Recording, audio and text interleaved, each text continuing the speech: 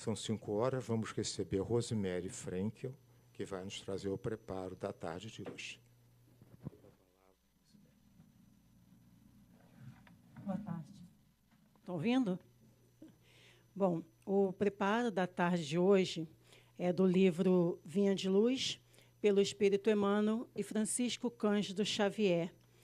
E a lição da tarde de hoje é a de número 79, que intitula-se Em Combate. Ainda não resististe até o sangue, combatendo contra o pecado. Está em Paulo, Hebreus, capítulo 12, versículo 4. E o comentário é o seguinte: o discípulo sincero do Evangelho vive em silenciosa batalha no campo do coração. A princípio, desenrola-se o combate em clima sereno, ao doce calor do lar tranquilo.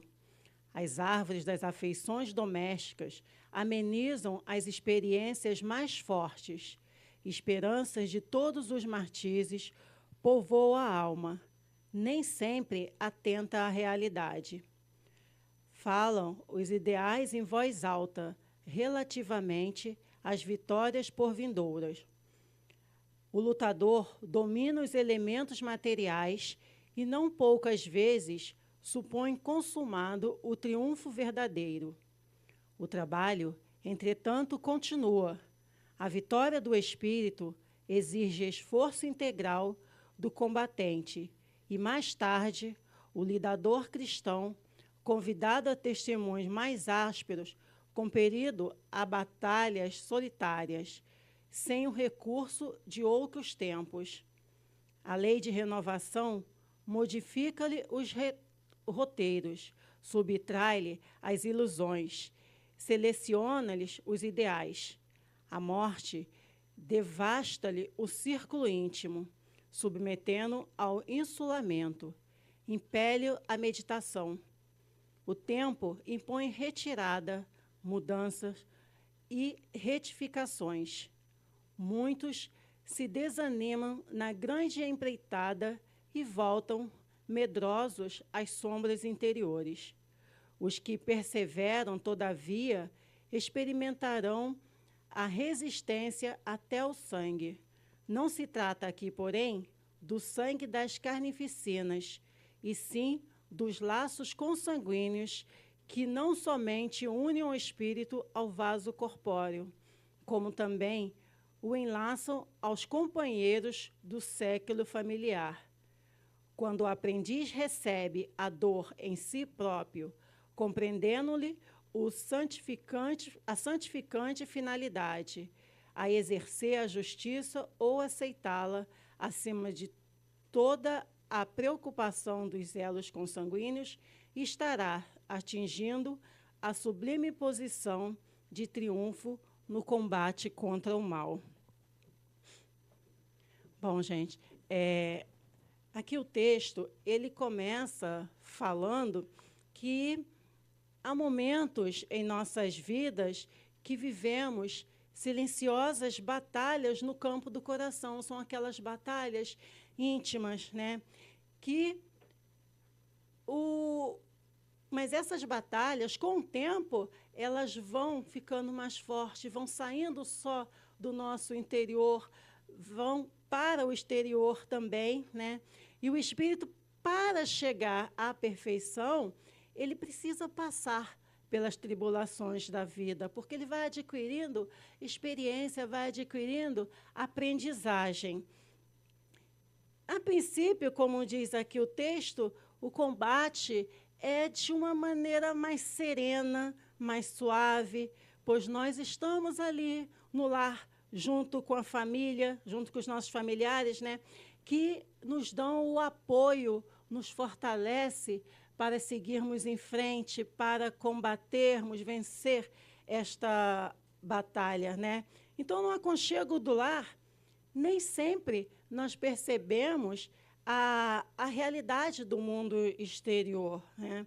Pois nós estamos protegidos, nós estamos ali naquele conforto, e isso fortalece a nossa esperança, fortalece a nossa fé, para esta luta contra os obstáculos que venham a surgir à nossa frente.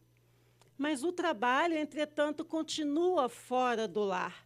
E os obstáculos, muitas vezes, são mais pesados, são mais difíceis de serem removidos.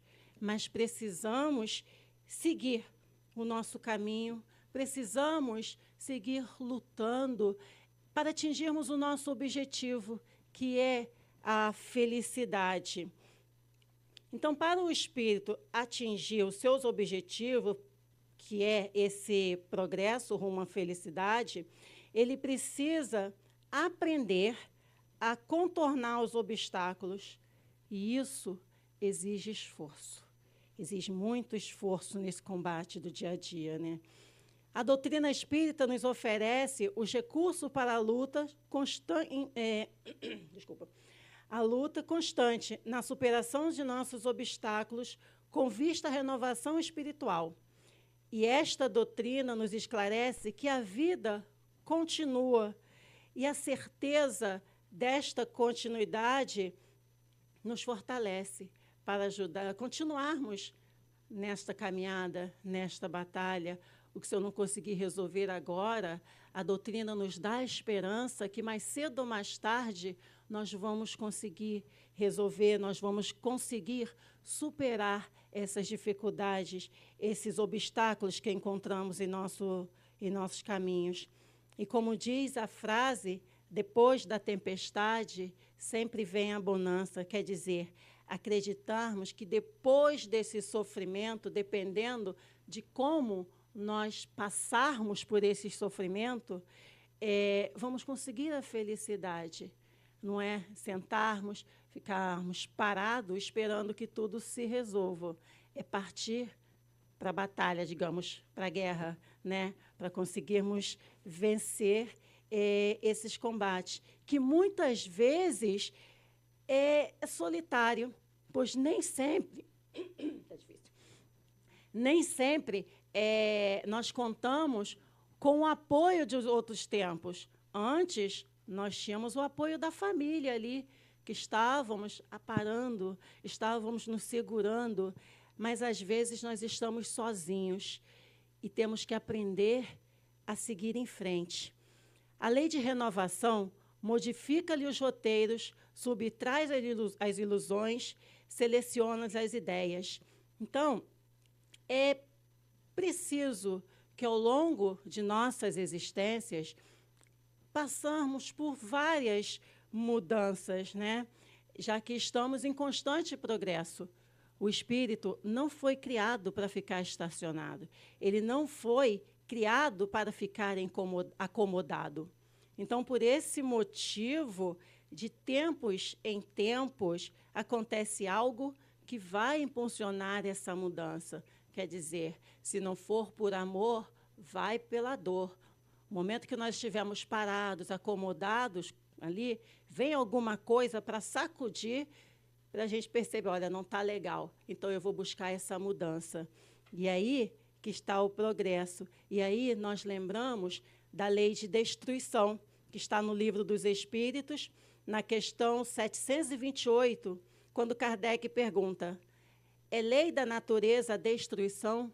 E os espíritos respondem, preciso é que tudo se destrua para renascer e se regenerar, porque o que chamais destruição não passa de uma transformação que tem por fim a renovação e melhoria dos seres. É essa ideia que eu falei aqui antes, é essa mudança que vai nos fazer acordar para seguirmos em frente. E o texto fala, a morte devasta-lhe o círculo íntimo, submete ao insulamento, impele a meditação. E aqui, quando está falando da morte, no meu entendimento, não está falando somente da morte do corpo físico, vem falando também da morte dos sentimentos, da morte da esperança, que muitas vezes nos isolamos, nos prendemos ao sofrimento E isso nos faz refletir sobre o porquê da vida, o que eu estou fazendo aqui, não é? Então, muitos não conseguem superar a dor que o combate causa, se desanimam e muitas vezes se retiram da batalha, né? Desistem da luta. Mas aqueles que perseverarem experimentarão a resistência e alcançarão a vitória. E aí, para encerrar, eu vou reler o último trecho da leitura de hoje, que diz: quando o aprendiz receber a dor em si próprio, compreendendo-lhe a santificante finalidade, a exercer a justiça ou aceitá-la, acima de toda a preocupação dos elos consanguíneos, estará atingindo a sublime posição de triunfo no combate contra o mal. E que Jesus nos abençoe. Obrigada. Obrigado, Rose.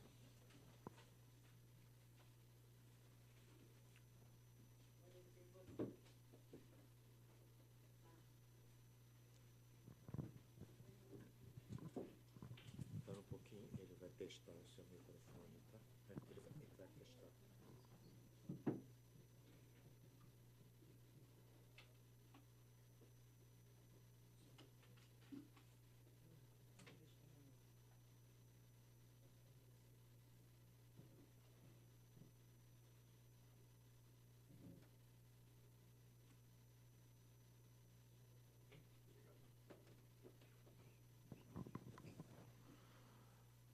Dando continuidade à nossa reunião, vamos fazer a nossa prece de início, elevando o nosso pensamento ao Senhor Jesus, aos guias e mentores que nos amparam e sustentam nesse trabalho que fazemos sempre em nome de Deus, rogando ao seu coração generoso que nos envolva nessas vibrações de amor, de equilíbrio, de entendimento, para que estejamos conscientes sobre os ensinamentos que serão trazidos com a palestra do nosso palestrante Mário Lamha, que vai nos trazer o tema Temor da Morte, do Livro dos Espíritos, perguntas 941 e 942. Então, pedimos a permissão para, de nossa parte, darmos continuidade à reunião da tarde de hoje. Com a palavra, Márlio, seja bem-vindo. Obrigado. Boa tarde a todos. Que Jesus nos abençoe a tarefa. Boa tarde também aos irmãos que estão nos acompanhando pela internet. Tema quente, né? Aliás, acho até inútil o temor da morte. Alguém aqui tem medo da morte? Alguma preocupação? Enfim, é um tema extremamente importante que a gente reflita, porque no homem existe uma certeza, e dessa certeza surgem algumas dúvidas ou questões. Nós somos o único animal que temos consciência que vamos morrer. Até onde se sabe, nenhum outro animal tem essa consciência. E aí vêm as questões, a partir desta certeza.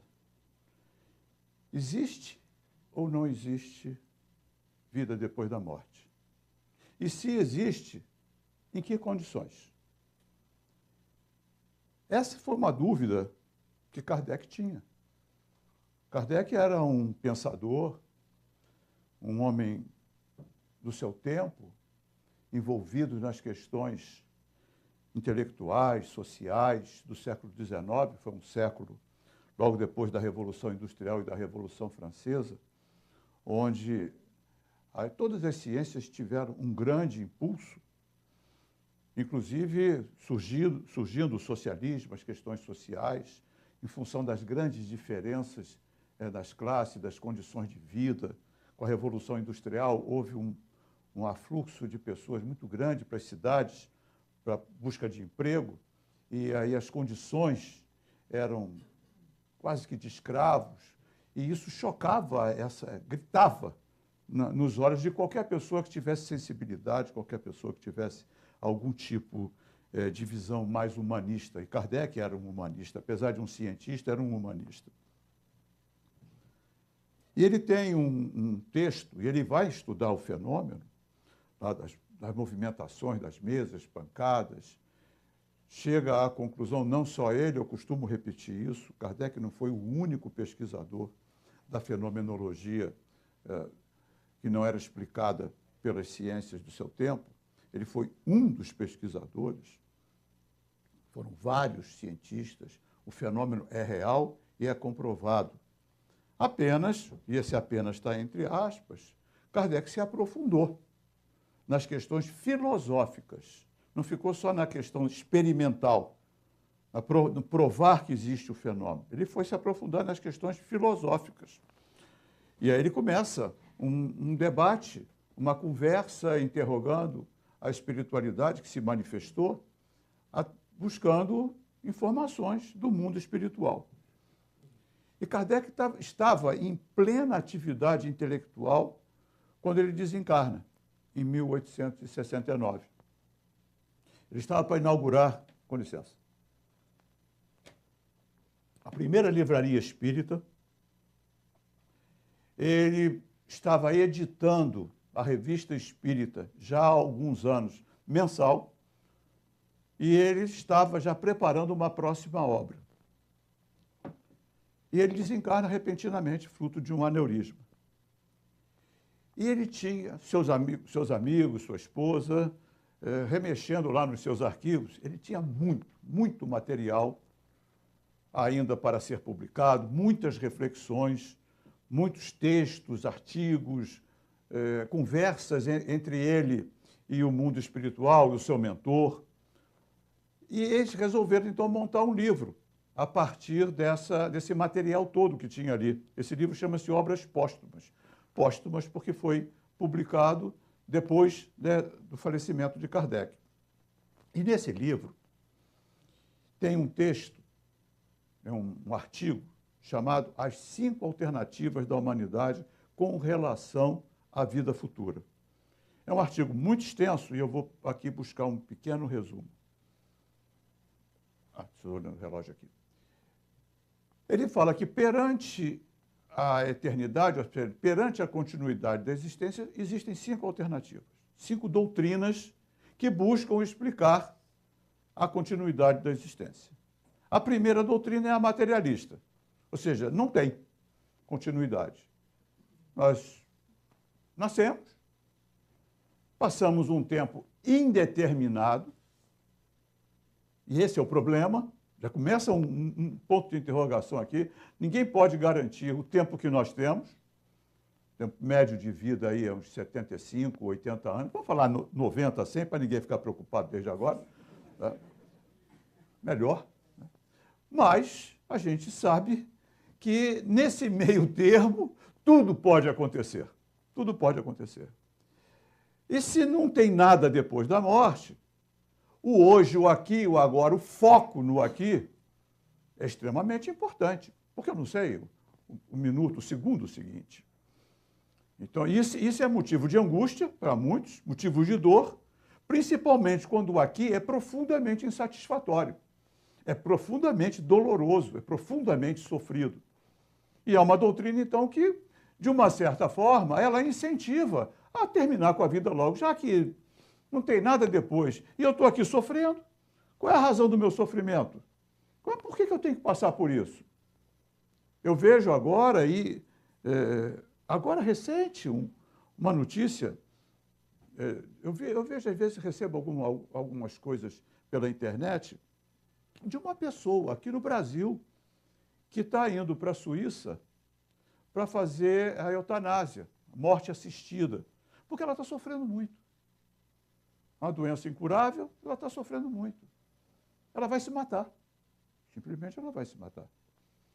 Talvez ela não tenha a coragem de e vai buscar recursos para isso. Então, existem países que têm como opção a eutanásia, uma morte assistida. A Suíça, pelo que eu sei, eu não sabia disso. Pelo que eu sei, é um país que tem isso. Isso é uma questão bastante materialista. Você não tem esperança você não tem fé, você não tem confiança, você não tem suporte emocional para lidar com a dor. A doutrina materialista leva a isso. Tá? Somos um acidente biológico, na realidade. O que nos difere de um repolho é um acidente biológico. Apenas isso, porque o repolho também não tem razão para existir. Tá? Se nós também não temos uma razão para existir. Então, essa é uma doutrina que, no tempo de Kardec, ela teve um crescimento exponencial. E, pelo jeito, no momento também temos esse crescimento exponencial. Porque as outras explicações sobre a vida futura eram insatisfatórias, muitas vezes até ingênuas e infantis. E qualquer pessoa que tenha um discernimento, qualquer pessoa que tenha algum tipo de pensamento, ela não aceita dogma, ela não aceita imposição. Para quem pensa, para um cientista, por exemplo, não existe milagre. Milagre seria o quê? Um fato sobrenatural. Essa é a definição etimológica de milagre. Um fato sobrenatural. Mas se ele acontece, é natural. Se pode acontecer, é natural. E se é natural, a única coisa que pode acontecer é eu não ter explicação. Então, você não tem fatos inexplicáveis. Nós temos fatos inexplicados. É assim que as ciências crescem. É assim que as ciências vão galgando conhecimento. Surge um fato, não tem explicação. Os pensadores, os conhecedores daquela área se debruçam sobre aquele fato, buscando, através de experimentos, através de teorias, através de hipóteses, uma explicação. Chegada a essa explicação, levam à academia, ou seja, a reunião dos sábios daquela ciência, e ela pode ser incorporada ao corpo de conhecimento daquela ciência. É assim que as ciências vão surgindo. Os fatos que Kardec presenciou eram inexplicáveis pelas ciências. E ele foi buscar a explicação. Então, o materialismo, ele nega, a priori, continuidade da existência. Se não tem, acabou. Daí nós vamos para uma outra doutrina, já de um grande pensador. Aí no materialismo, Deus não existe. Tudo é fruto do acaso. Um outro grande pensador, chamado Baruch Spinoza. E ele tinha uma filosofia chamada panteísmo. Ou seja, Deus existe, nós somos, e cada criatura é uma parcela desse Deus. O negócio é confuso, eu não consegui entender bem a cabeça dele, não, mas é o filósofo, né? Quem entende filósofo? Né? Então, nós somos uma parcela desse Deus. Sendo uma parcela desse Deus, nós voltamos, quando morremos, na nossa terminologia desencarnamos, para o meio dessa parcela, ou seja, voltamos. Então, não temos individualidade. Nós vivemos, passamos um tempo e voltamos para essa parcela. Essa doutrina, ela é aceita por muitos pensadores. Einstein, inclusive, aceitava essa doutrina. Ele falava, eu acredito em Deus, mas o Deus de Spinoza. Essa doutrina tem uns questionamentos interessantes. Porque, sendo Deus a perfeição, se eu sou uma parcela dessa imperfeição, eu deveria ter perfeições. E como é que explica essa encrenca toda das inúmeras diferenças intelectuais, morais, físicas que existem no mundo? Ela não tem explicação para isso. E voltar para o todo universal de onde eu vim é quase que a mesma coisa que o materialismo. Não tenho a minha individualidade, não tenho responsabilidade nenhuma sobre os meus atos. Qual é a responsabilidade se eu me dissolvo? Ou se não existe para frente? Não tem responsabilidade nenhuma. Se eu conseguir gerenciar a minha vida dentro das leis do mundo, dando até aquele jeitinho para tirar algum proveito, não tem responsabilidade nenhuma. Não tem ninguém, não tem consciência, não tem nada que sobreviva. É uma teoria. A terceira teoria é o deísmo. Kardec explica muito bem e eu não entendi bulhufas. Tá? Mas, de qualquer maneira, vai que vocês consigam entender. Tá? Deus existe, criou, todos nós somos criaturas de Deus, leis perfeitas, e ele foi embora. Foi para algum paraíso aí, alguma galáxia, algum paraíso. E largou. Agora se vira. A lei está aí, vocês estão aí, dá o jeito de vocês. Basicamente é isso. É meio esquisito. Eu, pelo menos, achei assim. Se algum de vocês, ao ler e poder interpretar melhor e me ajudar a compreender isso, eu agradeço. E aí nós vamos ter aquelas que nós estamos mais acostumados, talvez. A doutrina dogmática.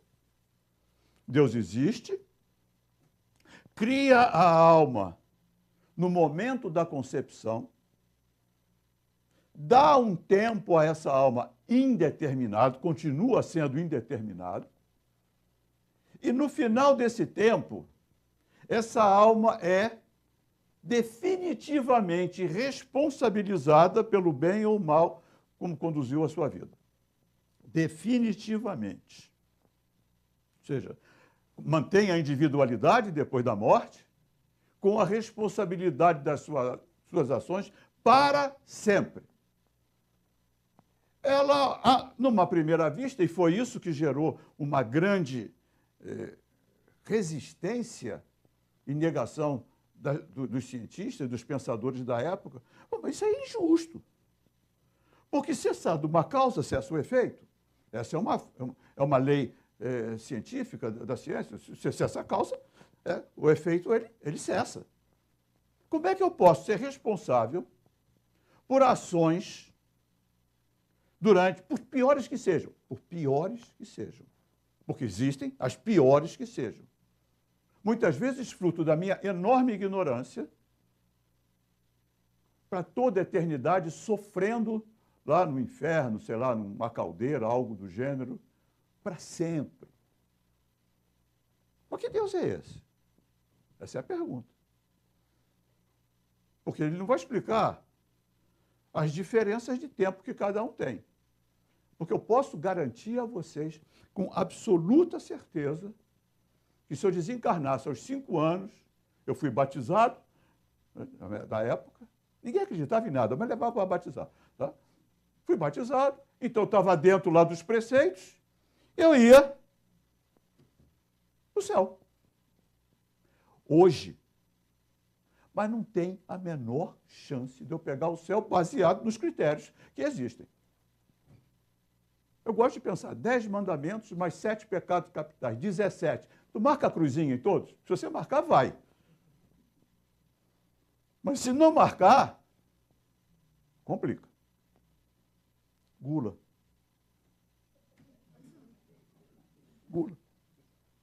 Olha, o meu peso, e já foi bem maior. Pô, se eu vou para o inferno por causa de um bombom, eu como a caixa inteira. Pelo menos vou justificado. Pois é isso que as pessoas olhavam. Que Deus é esse? Se eu fui criado por ele e faço essa montanha de lambança, a responsabilidade é de quem? É da fábrica, que eu já vim com defeito. Que Deus é esse que me cobra misericórdia, me cobra amor pelo inimigo e não tem isso por mim, pelos meus erros, e me condena para sempre para o inferno? Porque para o céu fica difícil. O céu é complicado. É uma questão que não tem solução. É dogmática. Aceita. Segue os preceitos. Eu até não peguei aqui, tem um filme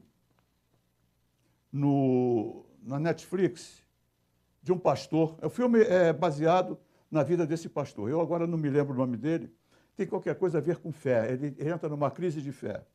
É um pastor de uma igreja protestante.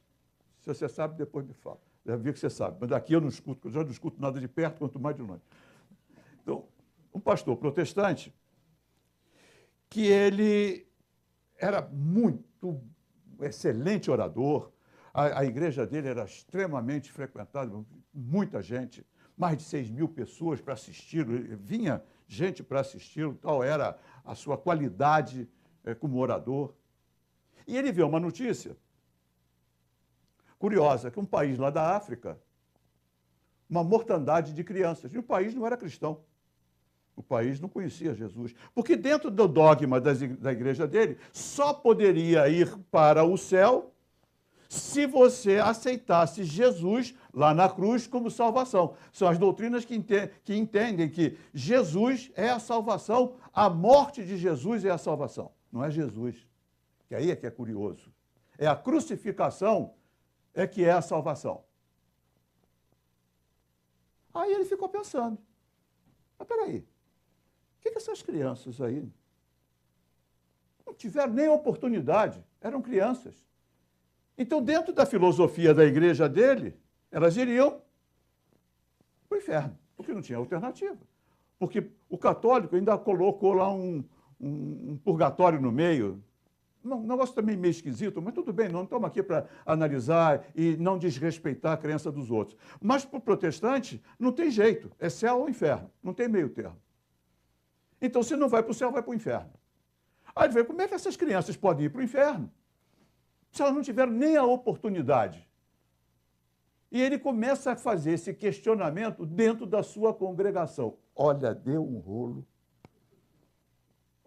para cima e o pessoal da congregação. Não vou contar o resto, porque eu não vou estragar o final do filme. Mas procure esse filme aqui, minha querida amiga ali sabe o nome, daqui a pouco ela me diz quando terminar, e aí procure esse filme na Netflix. Ele é muito interessante e é baseado na vida desse pastor. Tá? Esse é o resultado de quando você questiona um dogma, porque dogma não é questionável. Dogma é dogma. É porque é, acabou. E aí ele vai falar da doutrina espírita. E a doutrina espírita, ela é baseada no quê? Em vida pregressa e em vida futura. Pô, mas espera aí. Quem garante que tem vida para trás e quem tem vida para frente? Porque a doutrina, havendo vida para trás e havendo vida para frente, a doutrina espírita explica todas essas questões. Justiça divina. Todos fomos criados no mesmo, com as mesmas condições, não no mesmo tempo, porque se o universo ele existe desde sempre e nós somos criaturas que temos um início, se nós temos um início, antes de nós outros tiveram inícios. Então, nós temos um início, o tempo zero, que não era o nosso nascimento, nessa encarnação. É conhecido como, dentro da doutrina, como simples e ignorante. O princípio inteligente ele é criado simples e ignorante, e ele vai transitar em todos os reinos da criação até chegar na forma nominal, quando ele está destinado à felicidade eterna ou à perfeição. Então, existe um início igual, existe um fim, é um determinismo igual. A perfeição ou a felicidade, eu não gosto de perfeição porque eu não sei o que é. Então, mas felicidade, a gente mais ou menos discute o assunto. Felicidade eterna, plena, e a lei é igual para todo mundo. Todo mundo tem que passar por um processo de desenvolvimento de potenciais intelectuais que todos nós temos em germe. Porque ela é igual para todo mundo. É como se fosse uma semente. Vou fazer um reducionismo muito grande. Pega uma semente de tangerina. Está na época de tangerina. Pega uma semente de tangerina. Ali, quando você olha, você vê o quê? É uma semente de tangerina, porque é o que tem. Mas o agricultor vê o quê? Uma tangerineira em potencial. Mas é só botar o caroço de tangerina ou semente aqui em cima da mesa. Aliás, até você pode botar numa almofada de cetim, numa cúpula, no ar refrigerado. E daí? Não vai acontecer nada. Aquele caroço de tangerina ou aquela semente, ela vai ter que ir lá para a terra e ser desafiada pelo externo, ao mesmo tempo que ela é estimulada e alimentada para ela frutificar. Aí vem aquele pequeno caule, busca a luz do sol, vai, cresce, floresce e ela só termina o seu ciclo quando ela produz.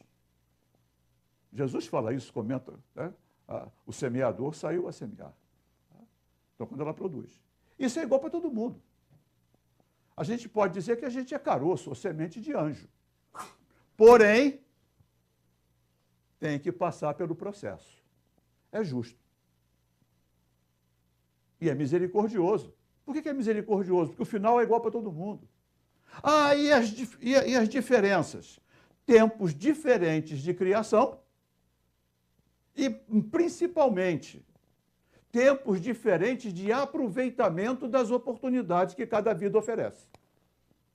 E como uma vida só não dá para fazer todo o processo, nós temos um processo de várias vidas, várias encarnações. Filosoficamente fantástico. E na prática? Prova isso. Prova. Prova a reencarnação. Porque qual é a pergunta que as pessoas fazem de uma forma geral quando se fala reencarnação? Mas ninguém nunca voltou para contar. Vai, olha para o espelho, porque tu vai ver. Olha para onde vêm as tuas características, as tuas tendências. Olha para isso. Mas não, assim, ainda assim não satisfaz. Então nós vamos na ciência, nos pesquisadores. Porque no tempo de Kardec, nós tínhamos a reencarnação como uma filosofia, aliás, filosofia de basicamente todas as religiões. O próprio judaísmo e o catolicismo, que é decorrente, só que fala com outro nome, fala de ressurreição. Porque a ressurreição seria voltar no mesmo corpo.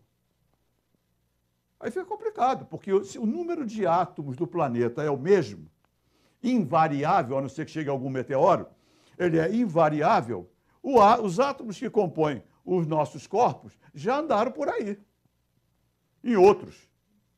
Eu até fico pensando, o que foi? De onde você viu? Aí você vai lá num cemitério, ali no Caju, volta e meia eu estou indo ao cemitério mais do que gostaria, porque né, os amigos estão morrendo. Né? Então, às vezes, quando tem que ir lá. Aí tem lá umas árvores frutíferas. Né? Eu falei, daí isso eu não como, não. Manga, assim, não. Essa não. Porque os átomos estão se andando por aí. Né? Eles se dissolveram ali, de repente a raiz da mangueira pegou, essa manga eu não como, não. Mas tudo bem. Manias, né?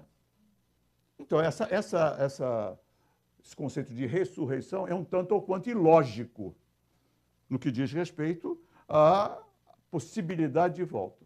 Voltar num outro corpo é outra história.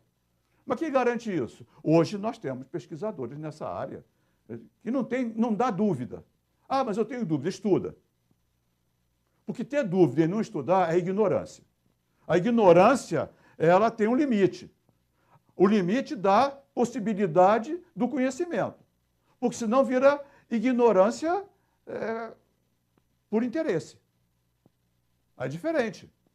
Ignorância porque não teve acesso ao conhecimento é uma coisa. Ignorância por interesse é meio que a do avestruz. Não quer saber, bota a cabeça lá no buraco e não quer saber. Isso é ignorância por interesse. Ou má fé, que é pior ainda.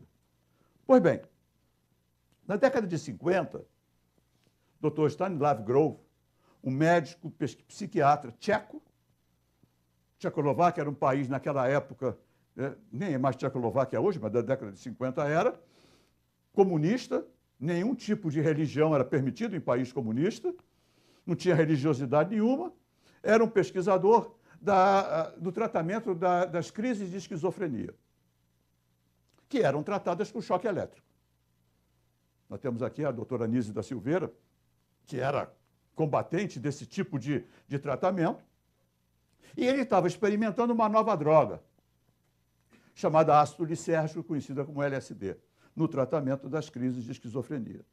E um dos seus pacientes, que ele aplicou a droga, estava em crise, ele começa um processo de retornar à memória, voltar no tempo. Médico, pesquisador, cientista, curioso, opa, beleza, vamos lá. E ele começou a acompanhar essa volta no tempo. E, de repente, o sujeito dá um pulo para uma outra época, uma outra vivência, E vai voltando e voltando, e ele chega na causa da esquizofrenia. A esquizofrenia tem uma causa, não é para a gente discutir aqui agora. Ele chega na causa da esquizofrenia, numa vida passada. Esse médico emigra, não foi só ele, mas estou citando um exemplo. Ele vai emigrar para os Estados Unidos e vai ser, junto com o Dr. Abraham Maslow, conhecidíssimo psicólogo, um dos fundadores da psicologia transpessoal, que trabalha com terapia de vidas passadas. Dr. Ian Stevenson, professor de psiquiatria da Universidade de Virgínia, conhecido como caçador de vidas passadas, porque ele dedicou parcela enorme da sua vida a buscar sinais de reencarnação. Andou o mundo inteiro, mas principalmente a Índia.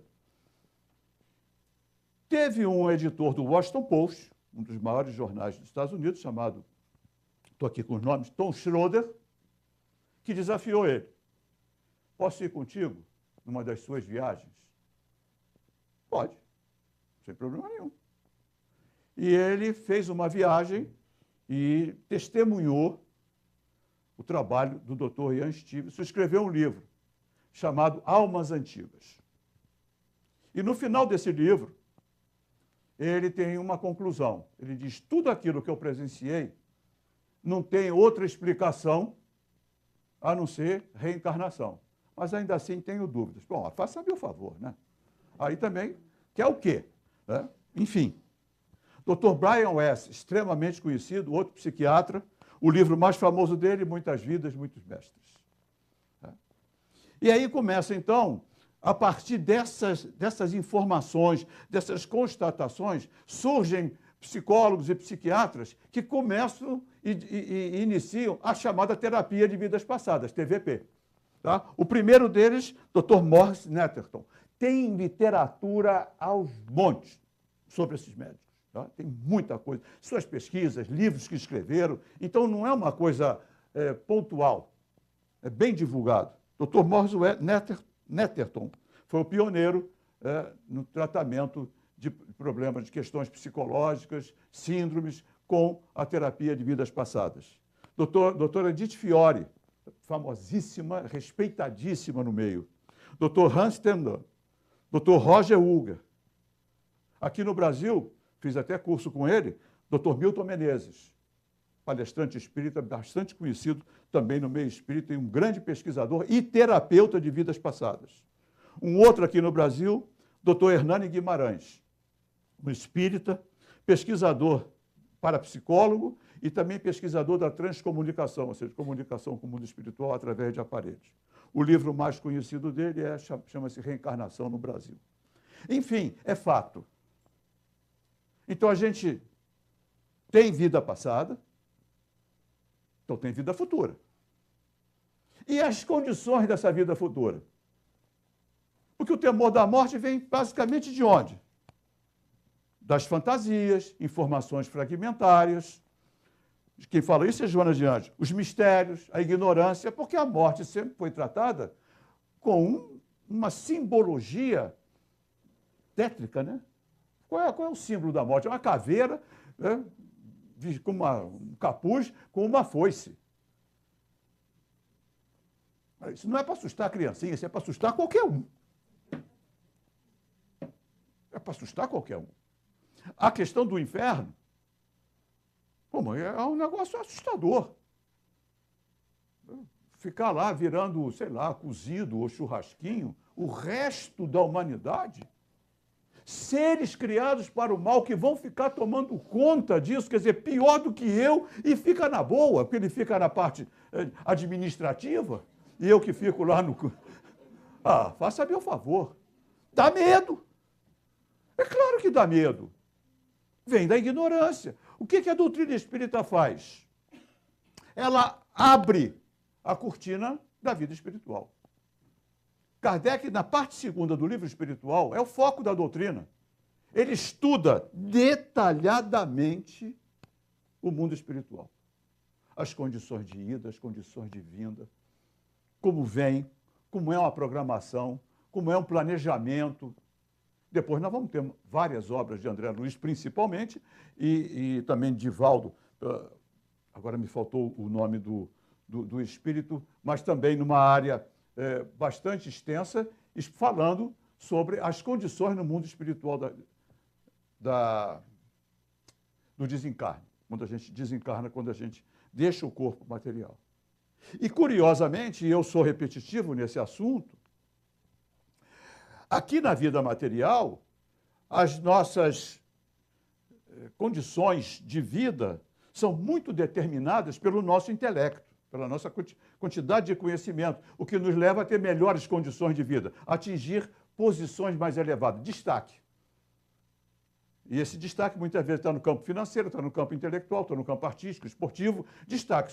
O que é visto como uma pessoa de sucesso? Uma pessoa que se destaca dentro do seu campo de atuação. Não importa como se destacou. Essa é uma coisa curiosa. Porque tem muito ladrão aí chamado de doutor e batendo palmo, esticando tapete vermelho. Então não é exatamente isso. É o destaque. Ou seja, e o destaque normalmente se dá por intelecto.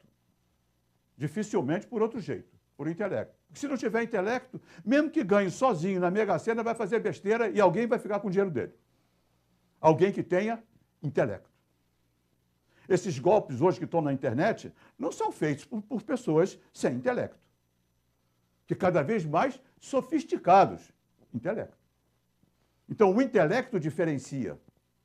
Porém, no mundo espiritual, pelo estudo de Kardec, não é o intelecto.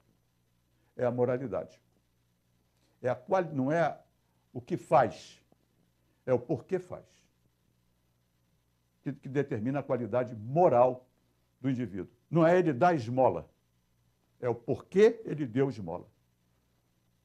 Não é a quantidade que ele dá, é o esforço que ele fez. Não é dar um prato de comida para um mendigo, um morador de rua. É o toque no coração que te faz comprar aquele prato. E não para se livrar de um importuno. Porque são coisas diferentes. O efeito é o mesmo, mas a ação é diferente. Então é a qualidade moral. E aí, por que ele vai falar depois num texto, eu estou meio em cima da hora? Também eu falo pra caramba, né? Aí fica complicado, né? Se eu falasse menos, eu não estava tão apertado. Tá?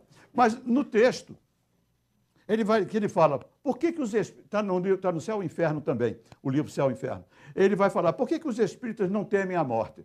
Eu escreveria de outra forma, eu chegaria para ele, codificador, olha, com todo respeito, com toda licença, com licença, dá para eu mexer um pouquinho? Porque os espíritas não deveriam temer a morte? Tá? Porque, de alguma forma, ainda a gente... como dizia um amigo meu, espírita, que já desencarnou, eu não tenho o menor medo de morrer, mas estou sem pressa nenhuma. Eu posso assinar embaixo, também não tenho. E se alguém tiver com pressa, pode pegar meu lugar, fica tranquilo.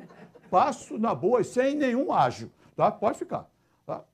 Porque se a gente conhece, sabe que isso aqui é por um tempo, sabe que o que eu estou fazendo aqui determina a minha qualidade de vida no mundo espiritual, eu vou passar a ter mais cuidado com o que eu estou fazendo aqui. Por isso, os espíritos dizem para Kardec, tem uma referência para você fazer escolha na Terra. Jesus. Ele é referência. Usa o ensinamento de Jesus que você vai fazer as melhores escolhas. E aí você vai garantir vida espiritual tranquila. Porque a entrada no mundo espiritual é igual. A forma de entrar é igual. A chegada é diferente. É como se a gente chegasse, né, numa cidade ou num país desconhecido com todas as informações, com dinheiro e amigos lá. Moleza, né? Até recebendo no aeroporto. Você já chega no aeroporto, vou pegar Uber aqui. Uber o quê? Temos aqui o meu carro, a minha limusine. Você já tem um flat aqui para você. É diferente. O país pode ser desconhecido, mas a recepção e o conhecimento antecipado me ajuda na adaptação. Porém, chega em algum lugar, sem grana, sem conhecer a língua, sem conhecer ninguém, sem conhecer nada. Essa é uma forma de chegar também, e muitos chegam assim. E muitos chegam assim. Por isso que a gente estuda a doutrina espírita. Espírita não acredita em nada. Espírita não acredita em coisíssima nenhuma. Espírita sabe o que é diferente.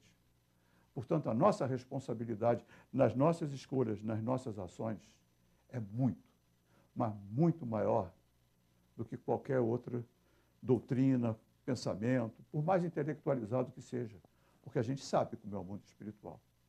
Não tem a menor dúvida que não seja isso. Se a gente tivesse dúvida, não estava aqui sábado, no Leblon, buscando conhecimento. Nosso espírito sabe que a gente precisa desse conhecimento para dar uma ajustada no modelo comportamental e fazer melhores escolhas. E que Deus, nosso Pai, Jesus, nosso Mestre, nos ajude hoje e sempre. Obrigado pela atenção. Paz a todos.